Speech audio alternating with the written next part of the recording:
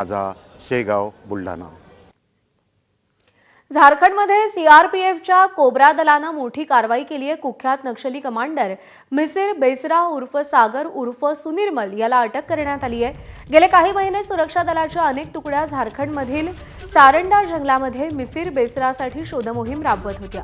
त्याच्यासोबत मोछू आणि गौरव हांसदा या 2 नक्षलवाद्यांनाही ताब्यात घेण्यात आल्याची माहिती आहे। मिसिर बेसरा हा सीपीआय माओवादी संघटनेच्या वरिष्ठ नेतृत्वातला महत्त्वाचा सदस्य असून त्याच्यावर 1 कोटी रुपयांचं बक्षीस जाहीर करण्यात आलं होतं। तो झारखंडच्या सारंडा आणि कोल्हानच्या घनदाट जंगलांमध्ये दीर्घकाळ सक्रिय होता।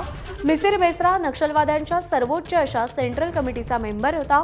सोबतच तो नक्षलवाद्यांच्या तसंच सेंट्रल मिलिटरी कमांडचाही महत्त्वाचा सदस्य होता।